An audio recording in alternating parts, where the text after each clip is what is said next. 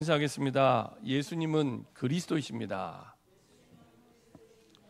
우리 지난주 말씀 가지고 우리 인사하겠습니다. 나는 죽고 예수로 살면 됩니다. 오늘 제목을 가지고 인사하겠습니다. 모든 문제는 증거를 만드는 여정입니다. 지난주에는 제가 가끔 기독교 방송을 듣습니다. 기독교 방송인데 이렇게 어떤 아나운서가 간증을 하더라고요. 이렇게 들어보니까 그 불교 가문에서 태어났대요. 불교 가문. 집안이 다 불교예요. 그러다가 이제 아빠가 이제 학교에서 직장을 잡고 일하게 되는데 이 학교도 하필이면 불교 학교였어요.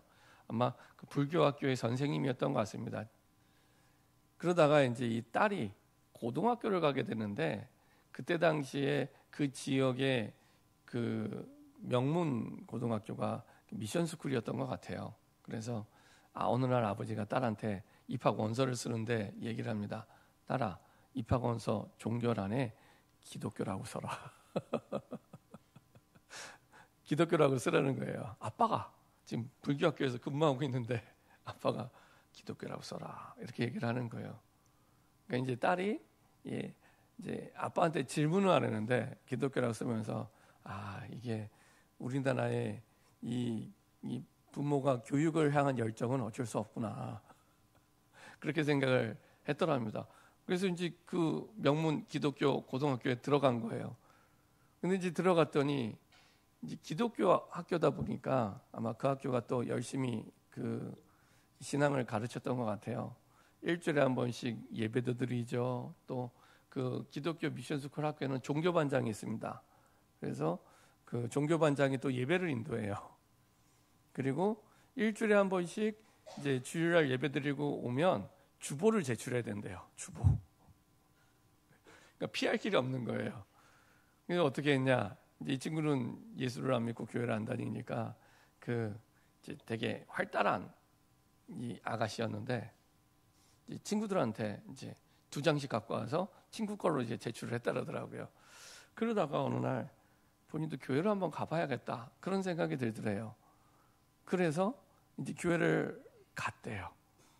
근데 교회를 가서 이제 이 친구가 이제 하나님을 인격적으로 만나고 신앙생활을 시작하게 됩니다. 그래서 졸업할 때는 열심히 신앙생활하는 사람으로 바뀐 거예요. 그래서 대학을 갈 때 열심히 기도를 했답니다. 하나님, 내가 미션 스쿨이 있는 대학에 가서 합격을 해서 우리 아버지를 전도하게 해달라고 이렇게 기도를 한 거예요. 얼마나 기특한 기도 제목입니까? 그래서 열심히 했는데 3점 차이로 똑 떨어졌어요. 아니, 기도 제목이 나쁜 게 아니잖아요. 얼마나 참 불교 학교에서 근무하는 아빠를 전도하기 위해서 기도했는데 이제 저와 여러분 마음 같으면은 얼른 합격시켜줬을 텐데 그 중심을 봐서라도. 근데 아슬아슬하게 3점 차이로 똑 떨어졌대요. 그리고 오히려 불교 대학을 간 거예요. 불교 대학.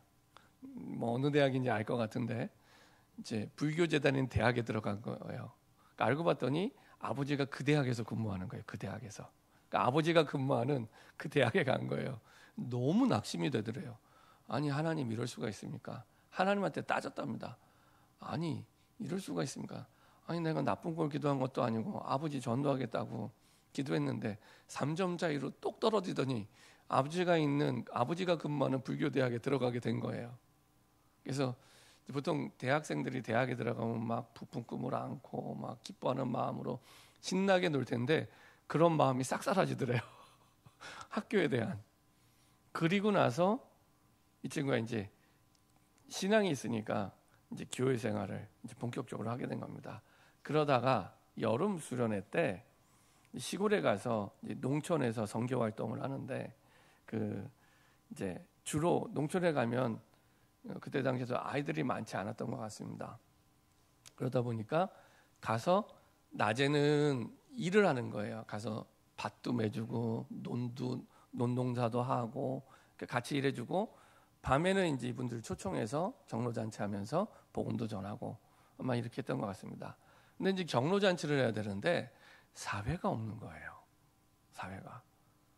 그래서 이제 팀장이 이렇게 보고 있다가 이제 본인은 이제 그 여자지만 좀 적극적인 성격이었대요. 본인은 이렇게 딱 눈을 뜨고 바라봤더니 너 하라고 해서 시작을 했대요. 그래서 4년 내내 농촌 선교를 가서 경로잔치의 사회를 봤답니다. 그러다가 내가 아나운서가 됐으면 좋겠다, 이런 이제 꿈도 가지게 되고 생각도 가지게 됐답니다. 근데 이제 그 길이 쉽지가 않잖아요. 그러다가 이제 또 아나운서 시험을 봤는데 또 똑 떨어졌어요. 본인은 어쨌건간에 선교를 붙잡고 이제 도전하는데 이제 떨어지는 거예요. 그러다가 이제 그 다음에 다시 시험을 보고 들어가는데 아마 KBS를 본 것 같아요. KBS에서 아나운서 시험을 보는데 이제 1차, 2차 통과하고 마지막까지 이렇게 갔다고 합니다. 마지막까지 갔는데 그때는 이제 갑자기 그때 당시 얘기를 들어보니까 뭐 보도본부장 무슨 부장 해갖고 이제 방송국에 있는 이제 높은 위치에 있는 분들이 심사를 하는데 갑자기 없던 문제를 내더래요. 문제를 내는데 그게 뭐냐면은 이제 최종 마지막 3차입니다. 여러분들에게 내가 미션을 주겠다. 미션을. 그래서 여러분들에게 미션을 줄 때 여러분들이 어떻게 이제 말을 해야 될지를 실제로 해봐라 하고 미리 예고하지 않고 미션을 준 거예요. 그러면서 이제 주제를 던져주면 거기에 맞춰서 내가 멘트를 해야 되고 진행을 해야 돼요. 네, 아나운서로서 진행을 해야 되는 거예요. 근데 1번이 그 사람이었답니다. 첫 번째 순서가. 그러면서 미션을 주는 심사위원이 하는 얘기가 내가 이렇게 말을 길게 하는 건 1번으로 있는 누구누구가 좀 생각을 하라고 하는 겁니다 하고 바로 시작을 했답니다. 그러면서 미션의 주제가 뭐냐, 만약에 내가 경로잔치의 MC라면 무슨 말을 할 것인가, 이거였대요. 만약에 내가 경로잔치 MC라면 어떻게 진행을 해보라고. 4년 내내 했던 거잖아요. 그래서 정말 청산유수처럼 했답니다. 당연히 합격이 됐고.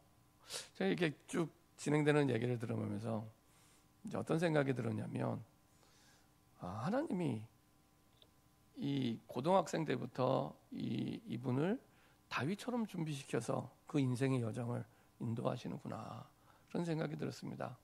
시편 78편 70절에서 72절에 보면 하나님이 다윗 왕을 선택하는데 왕궁에서 선택을 안 하시고 양무리에서 선택하신대요.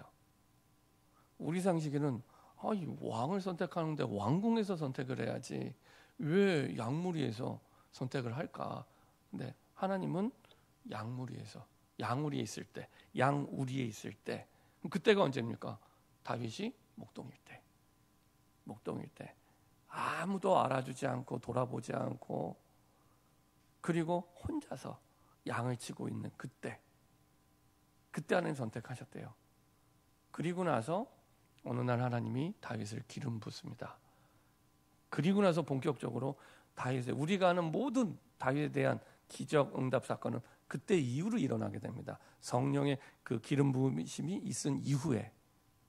그리고 나서 찬양했더니 악신이 떠나가고, 그리고 나서 아버지 심부름 갔는데 전쟁터에서 골리앗을 넘어뜨리고. 근데 골리앗을 넘어뜨리는 게 이스라엘 백성 전체는 되게 어려운 일이었는데 다윗에게는 쉬운 일이었어요. 왜냐? 해봤던 거거든요. 늘 했던 거거든요. 언제요? 양이 우리에 있을 때. 늘 했던 거거든요.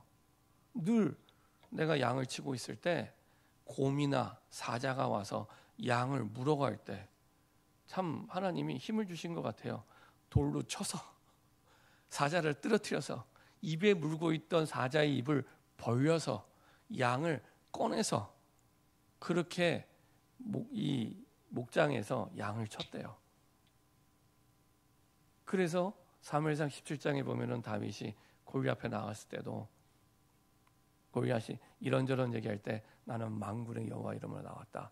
오늘 네가 이 짐승과 같이 될 거다. 라고 얘기를 합니다. 다윗은 이미 확신이 있었던 거죠. 다윗에게는 쉬운 일이었습니다.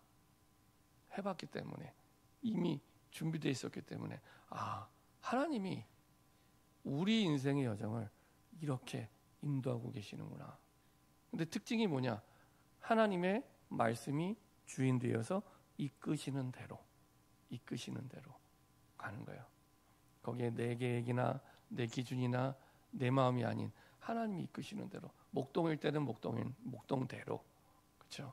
또 심부름을 보내면 심부름 가는 대로, 그리고 그곳에서 하나님은 어느 날 사건을 일으켜서, 그것이 사건이 아니라 이스라엘은 국가적인 문제잖아요. 그냥 개인의 문제도 아니고 가정의 문제도 아니고 국가적인 문제잖아요.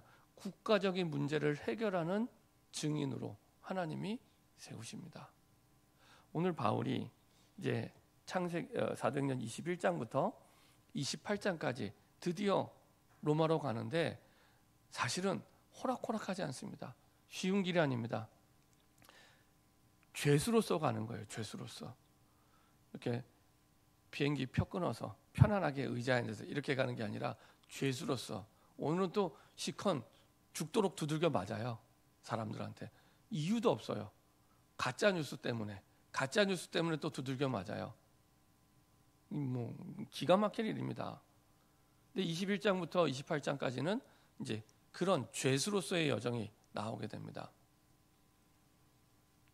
이 쉽지 않은 여정이고, 우리가 이전에 봐서 우리가 확인했지만 미리 성령께서 말씀하셨던 여정이에요. 아가보라는 선지자를 통해서도, 봐봐, 이 끈의 임자가 이렇게 묶여서 가서 환난과 핍박을 당하게 될 거야. 근데 우리가 정확히 분별해야 될 것은, 그거는 성령님의 음성이 맞지만 성령께서 가지 말라고 하신 적이 없어요. 그렇죠? 사람들은 가지 말라고 해요. 사람들은 가지 말라고 하는데 성령님은 가지 말라는 음성이 없어요. 근데 만약에 우리가 그 현실을 닥쳤다면 대부분, 이야, 하나님이 또 이렇게 귀한 명분을 주시네, 가지 말아야겠다. 성령님이 가면은 환난과 핍박이 기다린다고 말씀했으니까 분명히 그렇게 될 거잖아요. 안 갔을 텐데 바울은 가요. 이미 사도행전 20장 24절에 나의 달려갈 길과 주 예수께 받은 사명, 하나님의 은혜의 복음을 증거하는 것을 마치려 하면은 나의 생명을 조금도 귀한 것으로 여기지 아니하노라. 본인의 죽음을 결정한 사람입니다. 본인의 죽음을 결정한 사람이에요. 죽음을 결정할 사람은 이 땅의 그 어떤 것도 두려워하지 않습니다. 이미 본인이 죽음을 결정하고 가는 길이기 때문에. 그래서 갑니다. 성령의 음성이 또 가라고 했으니까. 가라고 하고 나중에 환난과 핍박이 기다리니까 가지마 바울 했으면 안 갔을 텐데, 하나님이 또 그런 말씀은 안 하세요. 가래요. 그래서 갑니다. 막는 사람이 다 막는데 가요. 갔더니 아니나 다를까 잡혀요. 잡혔는데 세게 잡혀요. 그게 오늘 장면입니다. 바울은 누구보다 상처가 있는 사람입니다. 아시는 것처럼 핍박을 오랫동안 했던 핍박자예요. 율법적으로. 그런 핍박자, 죄인의 괴수가 전도자가 돼서 바뀌었는데, 성경에 보면 그런 상처가 잘 안 나타나요. 왜 그랬을까요? 사실은 바울에게 주신 그리스도의 복음을 누리는 사람이었고 그 능력을 체험한 사람이었습니다. 그래서 진짜 인생의 답으로 믿는 사람이었습니다. 그래서 그 답을 믿고 누리는 사람이에요. 어떻게 해요? 예배를 통해서. 우리가 지난주 봤던 그 가인과 아벨의 제사를 통해서 다른 걸로 누리는 게 아니라 예배를 통해서. 히브리서 11장 4절, 그 예물에 대하여 증언하심이라. 그렇죠? 그 예물에 대하여. 그리고 그 능력은 성경에서 어떻게 나타납니까? 400년 동안 해결할 수 없었던 문제와 이스라엘 백성의 상처를 치유하고 해결합니다. 그게 출애굽입니다. 그래서 출애굽 5장 1절부터 12장 42절까지 보면 애굽에 10가지 재앙이 내리게 됩니다. 애굽 입장에서는 10가지 재앙이지만 하나님의 백성 입장에서는 애굽의 10가지 우상을 넘어뜨리는 사실은 기적입니다. 하나님의 능력이죠. 이것이 유월절 그 어린 양의 피를 바를 때, 그리스도의 언약을 붙잡을 때 일어나게 됩니다. 그래서 저주와 재앙이 넘어가게 됩니다. 그래서 그것을 기념하는 절기가 유월절. 유월은 넘어간다는 의미입니다. 저주와 재앙이 와야 되는데 그리스도의 피로 말미암아 넘어간다는 겁니다. 오늘 제목이 모든 문제는 증거를 만드는 여정입니다. 여기에 조건이 있습니다. 그리스도 안에 있으면, 하나님의 자녀만. 예.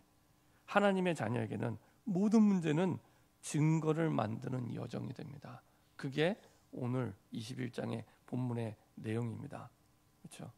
어떻게 증거를 만들까요? 상처를 해결하는 게 목적이 아니고 상처를 치유를 넘어 사명으로 연결이 됩니다. 바울은 나는 죽고 예수로 사는 인생이었기 때문에, 그래서 로마서 14장 8절 사나 죽으나 주의 것이라고, 내게, 내 인생이 내게 아니라고, 사나 죽으나 주의 것이라고, 그리스도가 주인된 인생이었습니다. 빌립보서 1장 12절 21절 보면은 내게 사는 것이 그리스도니 죽는 것도 유익하니라. 그렇죠? 죽는 게 유익하대요. 이 사람을 누가 막겠습니까? 그렇죠? 고린도서 9장 20절 몇 사람이라도 구원받을 수 있다면, 그리스도가 전파될 수 있다면, 내가 유대인의 눈높이에서 유대인처럼, 혹은 율법이 없는 자라면 율법이 없는 자처럼 내가 그들을 몇 사람이라도 살릴 수 있다면, 그거 말고는 아무 목적이 없습니다. 바울은 그리스도만 전파될 수 있다면, 그렇죠? 진리 안에서 자유함을 누리는 거죠. 예수 믿는 게 부담이 아니고 오히려 자유함을 누리는 증인이 됩니다. 이렇게 바울의 모든 여정을 하나님이 완전하게 책임지십니다. 완전하게 책임지십니다. 근데 하나님이 죄인으로 가는 여정을 허락하셨잖아요. 그 말은 그 여정 속에 반드시 하나님이 증거를 주셔서 증인으로 가게 되는 여정이 되는 겁니다. 반드시. 만약에 하나님이 이 사람을 이제는 내가 천국으로 데려가야겠다 라는 사람이 있으면 그냥 하나님은 데려가시면 돼요. 굳이 암에 걸려서 힘들게 해서 그러게 할 필요가 없어요. 그냥 데려가면 돼요. 그렇죠? 근데 하나님이 그냥 안 데려가고 암에 걸리게 하셨다. 그 말은 하나님께서 그 여정 속에 반드시 하나님의 숨은 계획이 있고 증거를 주십니다. 다른 사람을 살리기 위한. 그래서 그 상황을 허락하시는 거예요. 그리스도 안에 있는 자에게만, 하나님 자녀에게만. 그래서 하나님 자녀에게는 모든 문제는 반드시 증거를 만드는 여정으로 하나님이 인도하고 계십니다. 반드시. 자, 첫 번째로 그래서 우리가 기억하고 확신해야 될 게 있습니다. 지금 바울에 가는 여정은 단순히 바울이 전담을 해보겠다 그런 여정이 아닙니다. 이미 초대교회부터 시작된 생명운동과 부흥운동의 그 언약의 흐름 속에 있는 바울입니다. 바울이 나가서 내가 구원받았으니까 한번 전담을 해보겠다 그게 아니고요. 이미 초대교회부터 시작된 그 언약의 흐름 속에 일어나는 생명운동, 부흥운동이기 때문에. 그렇죠? 사도행전 1장 8절에 지도를 가진 바울이었습니다. 예루살렘과 온 유대와 사마리아 땅끝까지. 이 사람들이 14절에 모여 기도할 때입니다. 그렇죠? 이 사람들이 능력이 있어서가 아닙니다. 아무 의미 없습니다. 그래서 우리도 할 수 있습니다. 그렇죠? 아무 의미 없고 아무 능력이 없는 사람인데요. 이 사도행전 1장 8절의 지도를 가지고 기도한 겁니다. 그때 사도행전 2장 1절부터 13절에 바람 같은 불 같은 성령의 역사가 그 자리에 임하게 되고요. 15나라 사람들이 찾아오고요. 하나님이 문을 여시고요. 요엘서 2장 28절에 말씀이 성취되고요. 베드로는 처음으로 자기를 죽이려고 하는 사람들에게 말씀을 선포합니다. 너희가 십자가에 못 박은 그 예수가 우리의 주와 그리스도가 되셨다. 네. 그랬더니 3,000명이 회개하고 돌아오고요. 사도의 가르침을 받아 떡을 떼며 교제하며 집에 있든지 성전에 있든지 예수는 그리스도라 전달하기 시작하고요. 그리고 날마다 구원의 역사가 일어나게 됩니다. 그렇죠?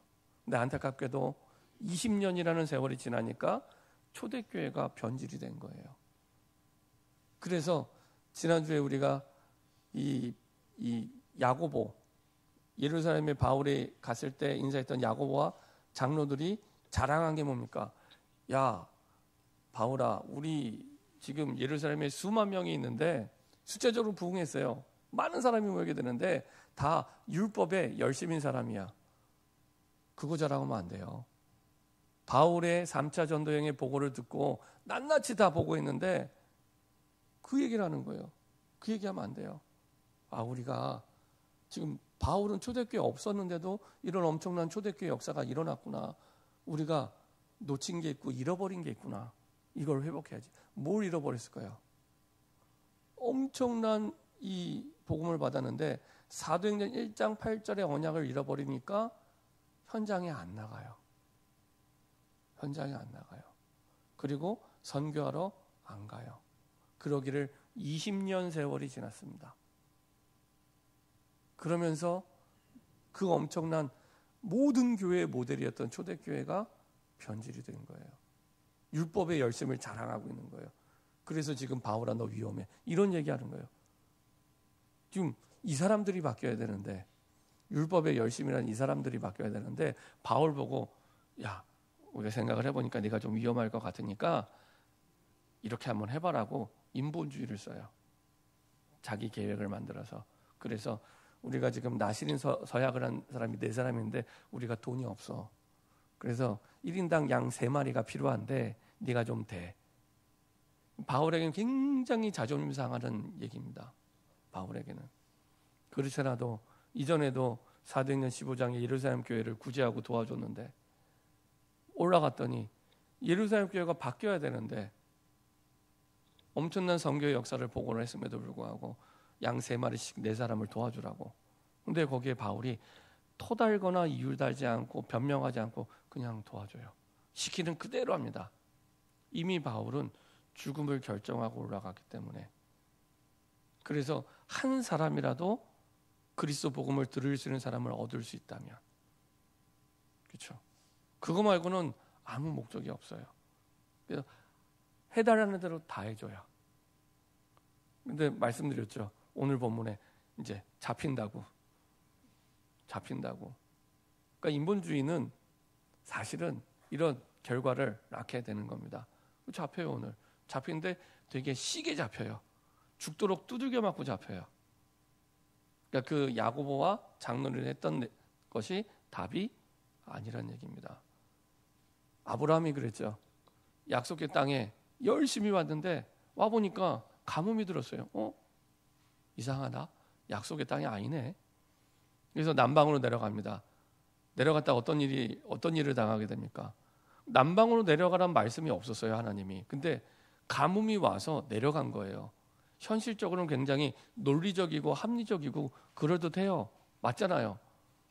가뭄이 왔으니까 먹고 살기 위해서는 내려가야죠. 밥이 있는 대로. 근데 내려갔다 어떤 일이 벌어집니까? 부인 빼앗기고 죽을 뻔하다가 하나님의 은혜로 살아서 다시 돌아오게 됩니다. 그리고 또 구약 성경에 보면 그런 일이 있었죠. 이스라엘 사람인데 예루살렘에 있다가 가뭄이 들었습니다. 가뭄이 들었는데 또 모압 땅으로 내려가요. 이방인의 땅으로 내려갑니다. 내려갔다가 남편 죽고 그리고 아들 둘이 다 죽습니다. 그리고 나중에 다시 올라오게 되죠. 그게 룻입니다. 롯. 그렇죠? 그러니까 인본주의를 쓸 때마다 그런 일들이 일어나게 되죠. 하나님께서는 바울의 모든 여정을 완벽히 책임지면서 하나님의 뜻을 이루어갑니다. 사도행전 6장에 교회 안에 문제가 일어났을 때도 하나님 것을 사실은 증거가 되게 하셔서 일꾼을 세우게 하시죠. 7집사. 그래서 사도행전 8장 4절에서 8절 사마리아 땅에 큰 부흥이 일어나게 됩니다. 병든 자들을 고치게 되는데 병든 자들을 고치는 게 문제가 아니라 이스라엘 백성들이 그동안 갇혀있던 생각이 치유된 거예요. 사상이 치유된 겁니다. 복음이 아닌 사상을 가지고 사마리아 땅에 복음을 안 전했던 거예요. 그 아픈 생각이 치유된 겁니다. 사도행전 9장에 드디어 핍박자 바울 하나님은 돌아오게 하시고요. 그래서 사도행전 10장에는 처음으로 이방인 고넬료가 예수 믿고 돌아오게 됩니다. 이때도 베드로의 생각을 치유하신 거죠. 베드로의 생각을 이방인들에게 복음이 증거될 수 있도록. 그래서 아예 사도행전 11장 19절 30절에는 바나바와 바울 중심으로 그런 교회를 세웁니다. 그래서 사도행전 28장 30절에서 31절 안디옥교를 넘어 로마까지 바울을 보내시죠. 이게 하나님의 계획입니다. 그 가운데 이제 오늘 사건을 만난 거예요. 그 흐름 속에.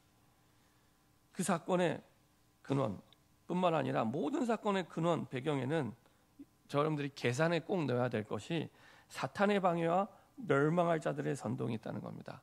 사탄의 방해. 그렇죠? 사도행전 21장 27절부터 30절을 한번 읽어보겠습니다. 그 이래가 거의 참에 아시아로부터 온 유대인들이 성전에서 바울을 보고 모든 무리를 충동하여 그를 붙들고 외치되 이스라엘 사람들아 도우라.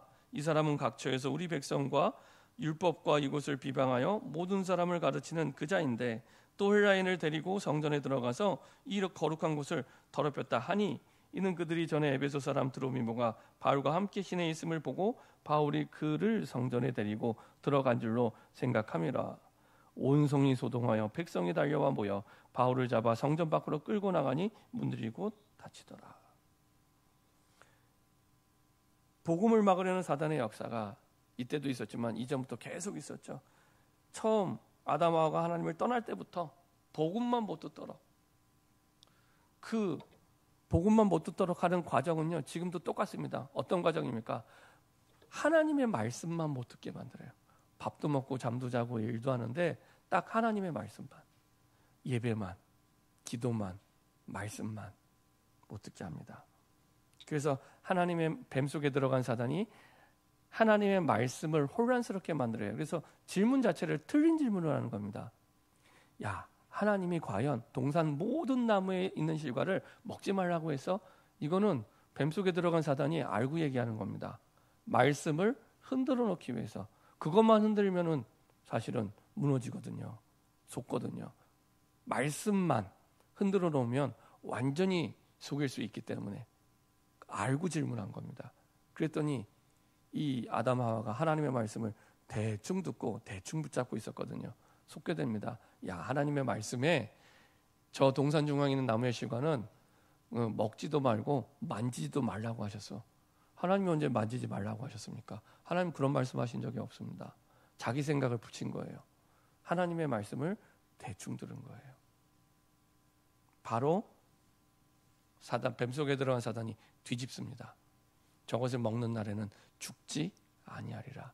하나님 말씀 반대로 얘기하는데 분별이 안 돼요. 하나님 말씀 반대로 얘기하는데 분별이 안 돼요. 그리고 그때부터는 이제는 말씀 갖고 안 속여도 돼요. 사단이 자기가 하는 말 가지고 완벽히 속입니다. 네가 이걸 먹는 날에는 눈이 밝아져서 너도 하나님과 같이 될 수 있어. 세상 모든 종교의 근본 사상이 그 사상입니다. 너도 신이 될 수 있어. 이거거든요. 하나님 없이 잘 살 수 있어. 이거거든요. 완전히 망하는 길을 사단이 얘기합니다.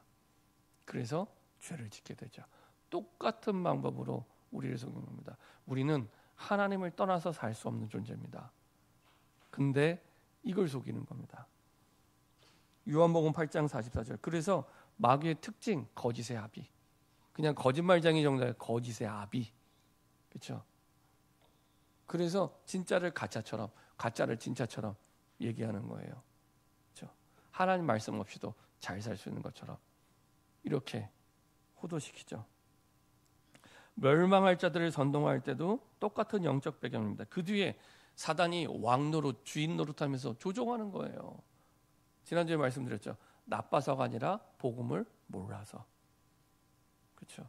우리는 저 사람이 나빠 이렇게 얘기하잖아요. 아니, 복음을 몰라서. 복음이 뭔지를 몰라서. 우리 책임입니다. 안전해 주니까. 우리의 관심과 생각과 마음을 다 빼앗기고 드라마에, 사람의 말에, 또 유튜브에, 인터넷 게임에 다 빼앗겨서 복음만 전하지 않는. 그래서 우리 보고 육신 싸움이 아니라 영적 싸움을 싸우라고 얘기하죠. 영적 싸움. 에베소서 6장 10절부터 20절 한번 보겠습니다. 에베소서 6장 10절에서 20절입니다. 영적 싸움을 싸우려고 합니다. 에베소서 6장 10절에서 20절입니다. 바울이 최고로 응답받았던 에베소 교회 사람들에게 감옥 안에서 전달한 내용입니다. 이 불신자에게 주는 내용이 아닙니다. 에베소 교인들에게 주는 내용입니다. 자, 에베소 6장 10절부터 20절 같이 합독하겠습니다. 끝으로 너희가 주 안에서와 그 힘의 능력으로 강건하여지고 마귀의 관계를 능히 대적하기 위하여 하나님의 전신갑주를 입으라.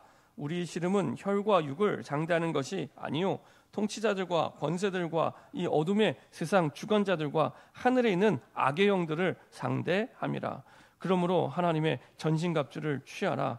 이는 악한 날에 너희가 능히 대적하고 모든 일을 행한 후에 서기 위함이라. 그런즉 서서 진리로 너희 허리띠를 띠고 의의 호심경을 붙이고 평안의 복음이 준비한 것으로 신을 신고 모든 것 위에 믿음의 방패를 가지고 이로써 능히 악한 자의 모든 불화살을 소멸하고 구원의 투구와 성령의 검 곧 하나님의 말씀을 가지라. 모든 기도와 간구를 하되 항상 성령 안에서 기도하고 이를 위하여 깨어 구하기를 항상 힘쓰며 여러 성도들을 위하여 구하라.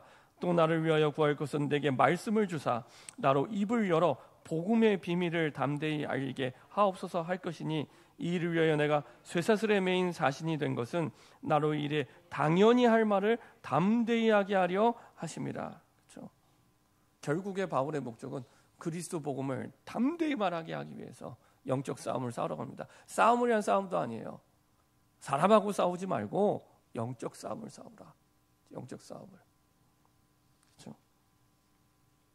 자, 오늘 사도행전을 보면 이 사람들이 어떻게 선동합니까? 계속 충동하고 선동해요. 27절에 보면은 계속 충동하고 선동하죠. 아시아로부터 온 유대인들, 에베소 지역에 있는 그 현장에서부터 계속 바울과 부딪혔던 불신자들입니다. 불신자 유대인들입니다. 그래서 거짓 뉴스를 가지고 사실은 충동하는 겁니다. 28절 외치되 이스라엘 사람들아 도우라. 이 사람은 각처에서 우리 백성과 율법과 이곳을 비방하여 모든 사람을 가르치는 그 자인데 또 헬라인을 데리고 성전에 들어가서 이 거룩한 곳을 더럽혔다니.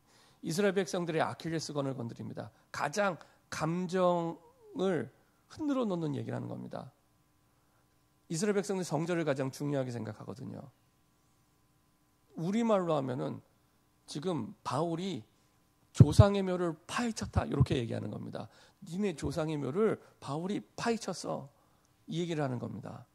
성전에 이방인을 데려오는 것을 그렇게 생각하는 겁니다. 와야 되는데 하다못해 바울이 이방인을 데려왔다고 해도 맞아, 하나님의 뜻은 저 이방인에게 복음 전하는 거지. 이렇게 되는 이스라엘 백성들이 얼마나 사로잡혀 있냐 이런 식으로 얘기하는 거예요.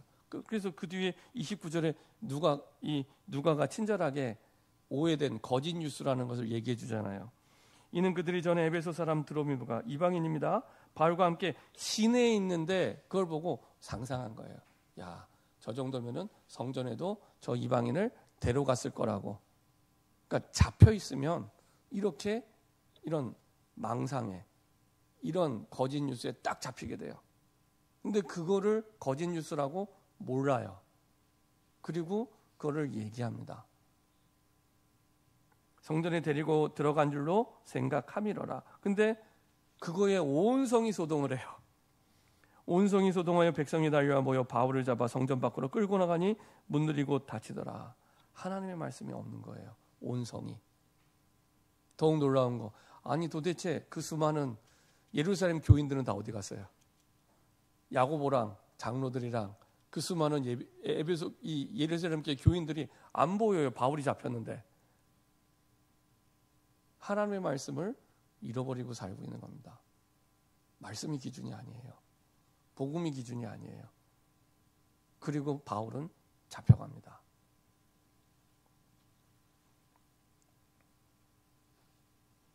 온성이 소동하고 심지어 31절에는 살인을 하려고 합니다.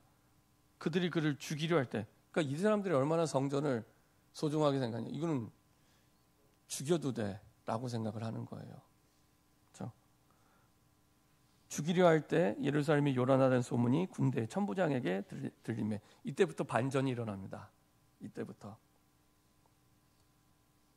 하나님이 승리케 하시죠. 바울이 절대 해결할 수 없는 불가능한 문제를 복음을 위한 증거로 만드는 여정으로 하나님이 바꾸세요. 하나님이 위기 속에서 역사하시는 하나님의 절대 주권과 성령의 보호하심이 이렇게 드러나게 됩니다. 아이러니하게도 적어도 예루살렘에 있는 교회가 보호를 해줘야 되잖아요. 바울을. 사람 수도 그렇게 많은데 야고보와 장로들과 아무도 없어요. 그리고 로마 군인이 보호를 해줘요. 이방인이 바울을. 그래서 천부장이 나섭니다. 천부장은 그냥 자기 할 소임을 다하는 거예요. 이때 당시에 로마의 군인들, 특히 지역을 책임지고 있는 군인들은 지금도 군대는 똑같아요. 부대 안에 사고가 일어나지 않은 게 제일 중요한 일입니다. 그게 인사고과에 가장 치명적이기 때문에 내가 있는 관할 지역에 사고가 일어나지 않도록, 소요가 일어나지 않도록. 근데 사람들이 막 들고 일었다는 소문을 듣고 로마 군대가 출동하고 합니다. 천부장이 출동을 했습니다. 그들이 천부장과 군인들을 보고 바울이 치기를 그치느냐. 얼마나 군인이 무서웠는지 알겠죠. 딱 보고는 그 치기를 멈춘 거예요. 이에 천부장이 가까이 가서 바울을 잡아 두세 사도를 결박하라 명하고 그가 누구며 그가 무슨 일하냐 물으니 무리 가운데 어떤 이는 이런 말 어떤 이는 저런 말 횡설수설했다는 얘기죠.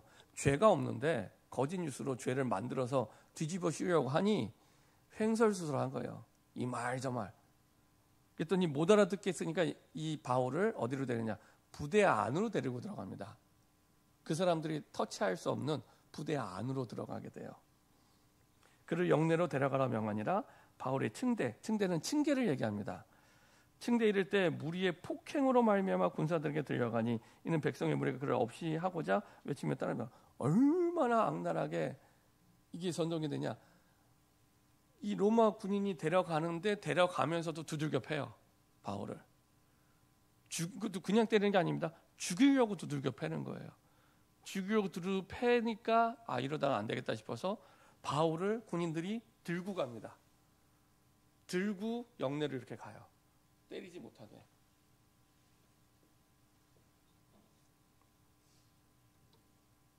하나님이요 완벽하게 로마의 군인을 통해 바울을 보호하게 하십니다.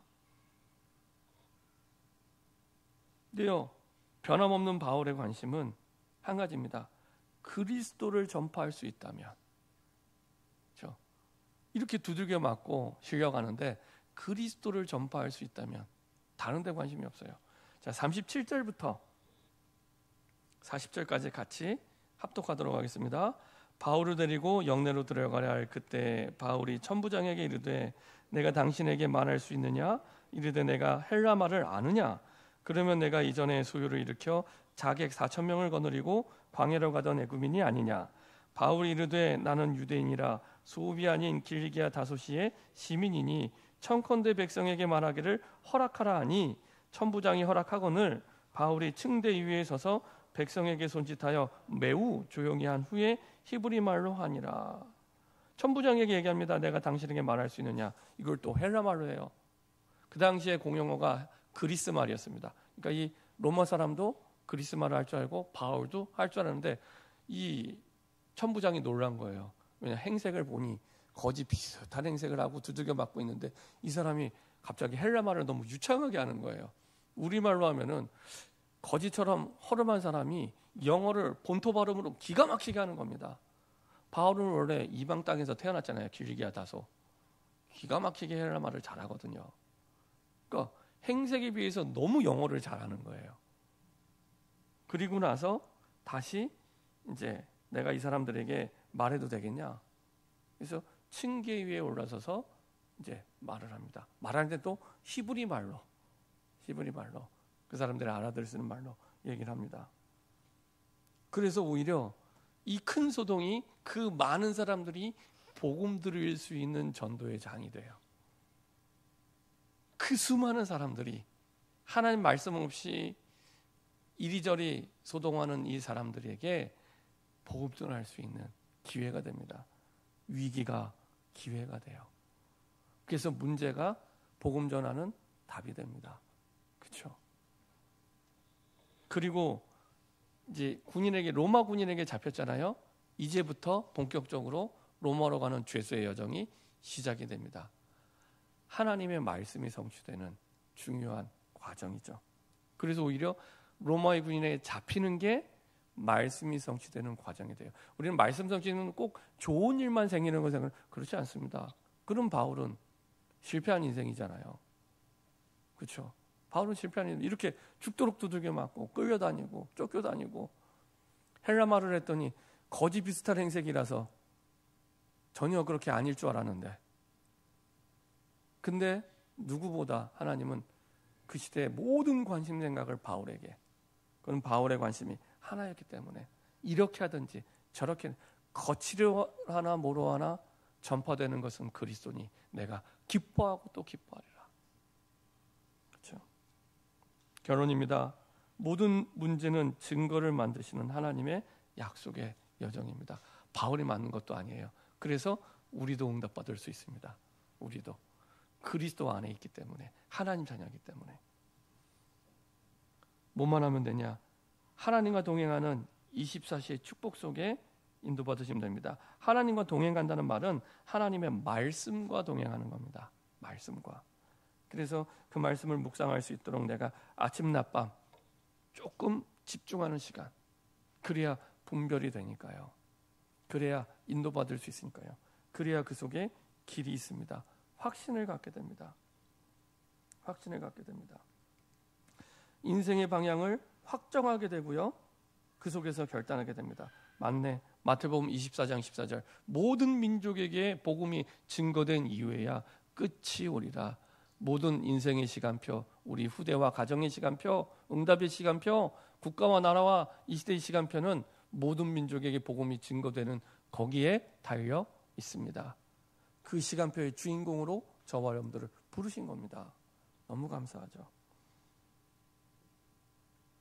그래서 오직 하나님만 의지하면 되도록 하나님이 주권을 가지고 움직이기 때문에. 자, 우리 디모데후서 1장 12절 한번 보도록 하겠습니다. 디모데후서 1장 12절. 바울이 수없이 많은 고난을 당하고 가장 마지막에 쓴 편지가 디모데후서입니다. 고난 당할 때 바울의 마음입니다. 막 억울하고 이 고난을 피하려고 하는 이런 마음이 아니었고요. 오늘도 고난을 당하고 나서 자기의 고난을 변명하는 게 아니라 복음을 전하는 거였죠. 디모데후서 1장 12절입니다. 같이 천천히 합독하겠습니다. 이로 말미암아 내가 또 이 고난을 받되 부끄러워하지 아니함은 내가 믿는 자를 내가 알고 또한 내가 의탁하는 것을 그날까지 그가 능히 지키실 줄을 확신함이니라. 하나님이 이 사실을 아시지 않냐? 그리고 하나님이 지키시지 않냐? 그래서 오직 여호와만을 의지하는 여호와의 망대가 든든히 단단히 세워져 있었습니다. 또 한 군데 보도록 하겠습니다. 고린도후서 1장 8절부터 10절 한번 보겠습니다. 고린도후서 1장 8절에서 10절입니다.